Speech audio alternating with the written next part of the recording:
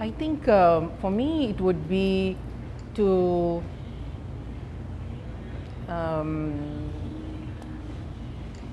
frankly to check my emails. Because would you say you're a workaholic? I think I am. Oh, I love coffee too. Having coffee in the morning is like also the brightest thing in my day.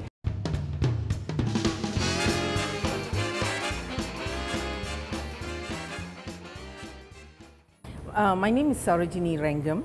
I'm with the Pesticide Action Network Asia Pacific. I'm the Executive Director. I've been an activist trying to organize groups and women to take on the challenge of stopping or eliminating the highly hazardous pesticides because it's harmful to the environment and to human health. So it's been my whole life struggle actually to ensure that we look at alternatives. We don't continue to be caught in this cycle of violence actually, if you look at it, because we're using pesticides that are really bad for us. And so moving on towards organic farming, agroecology, and non-chemical alternatives to pesticides. Well, I've always been interested in environment. I like, cute dogs and cute cats, and I've always been an animal lover. And so I actually went to do my studies in zoology, and with the aim maybe to do become a vet, those kinds of things.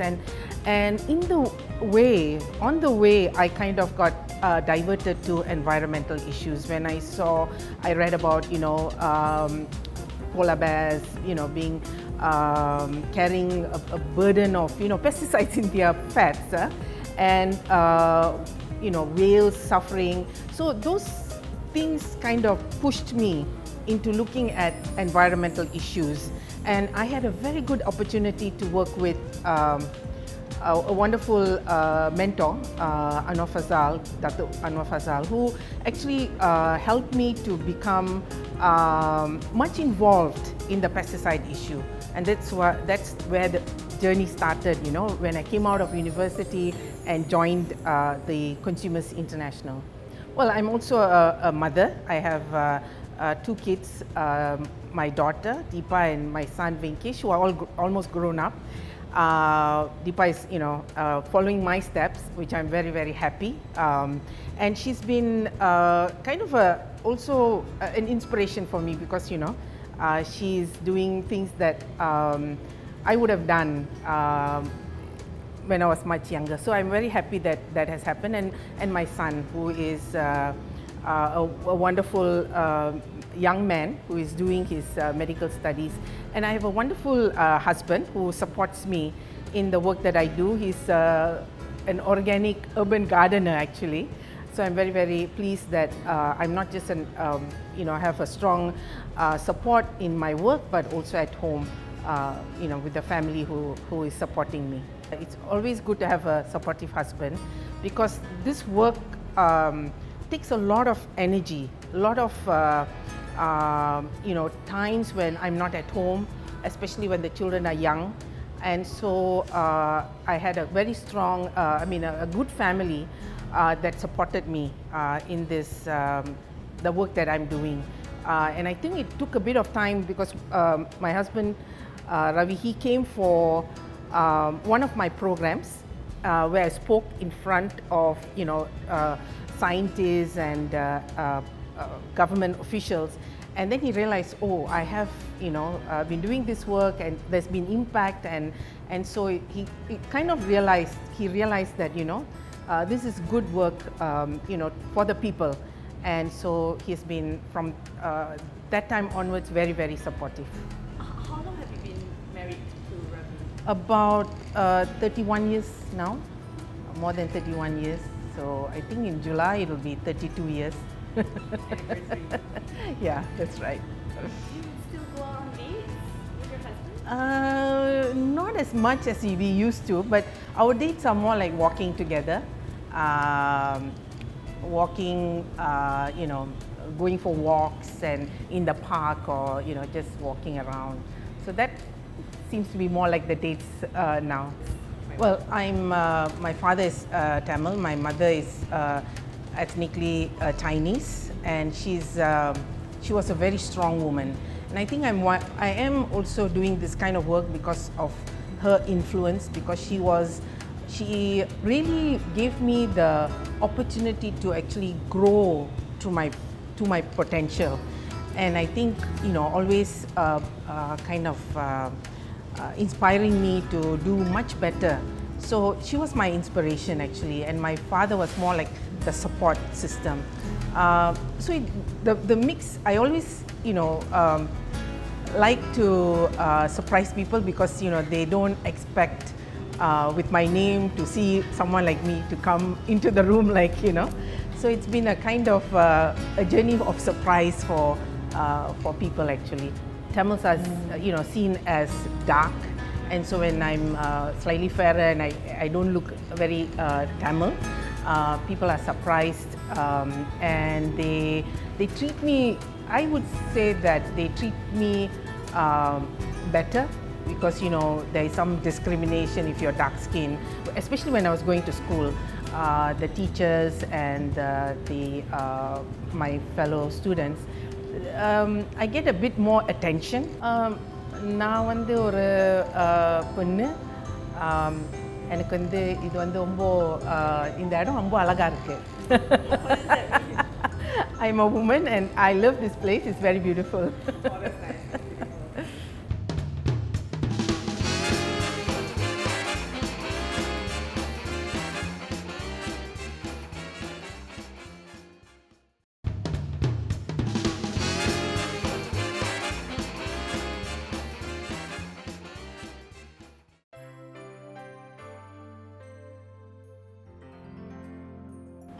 Well, I think it's for me it was to work for the people, to serve the people who have no voice, and sometimes to initiate and to inspire them to build their capacity to actually to have the voice.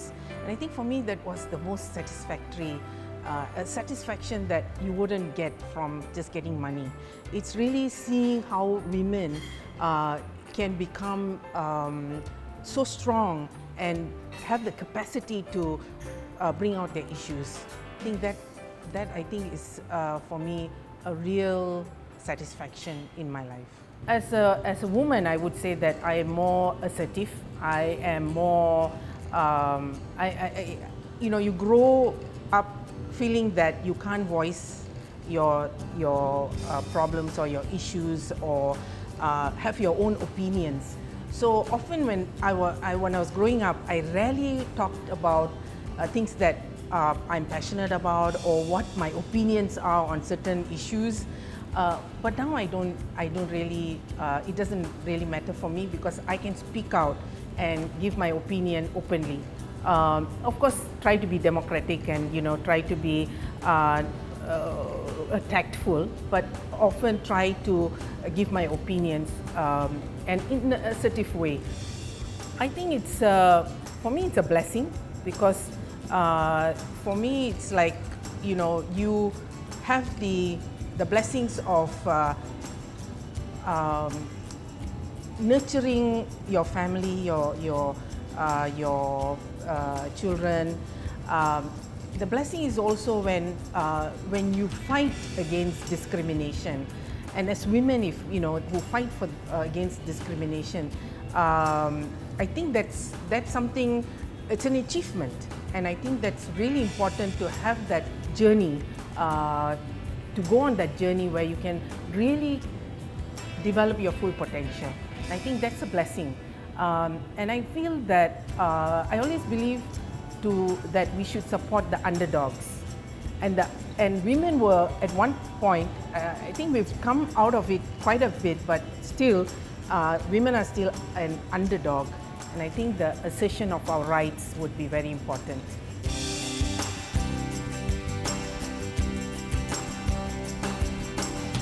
I would hope so. Yes, I think it will take some time, but I think that would be really good to have a women Prime Minister. And I think it's not a lack of ability. I think it's also like for women to be in politics, it's not easy, I would say, because you really have to compromise. You have to negotiate, you have to compromise, and women are quite good at compromising and negotiating. So I think it's possible that one day we will have a woman Prime Minister.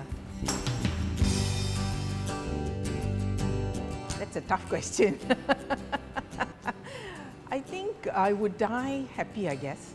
I feel that whatever small, in any small way that I've actually contributed to something bigger than myself, and that is the women's empowerment and working for the environment.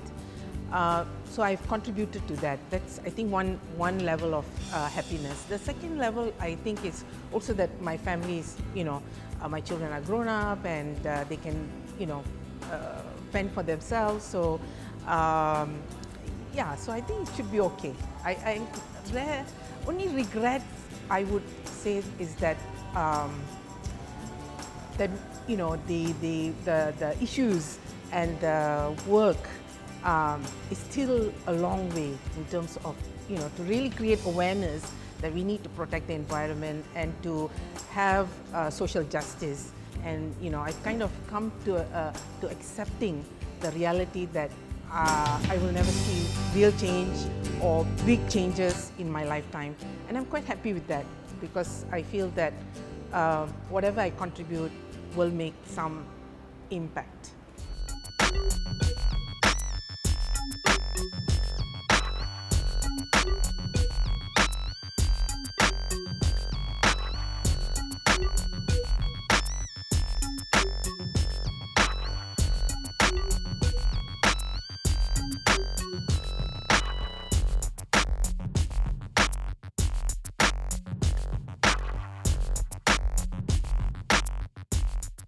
So I interviewed Sarojeni Rengam today. She is the Executive Director of Pesticide Action Network Asia Pacific, or the PANAP, and I would say that it was quite an insightful interview. With DONNA, I like to try to get a bit deeper into the person who I interview, because we don't just want to know the body of work of the persona, but we also want to know the person behind the work. What I learned from this interview, from Saro especially, is that no matter what your passion is or your interest is, you always have to go for it. And for her, she has always known that this is her life's purpose, to save the environment and to fight for the environment and also the animals. And yet, although it's not something that's lucrative or a typical or a cliched career path, but she went on because she believes that this is her passion and that she always have to follow her heart. And for that, I truly admire her. And at the end of the interview, I was so touched because she gave me a flower. They were selling this at the cafe, and she bought this for me because she thought it was like an amazing interview.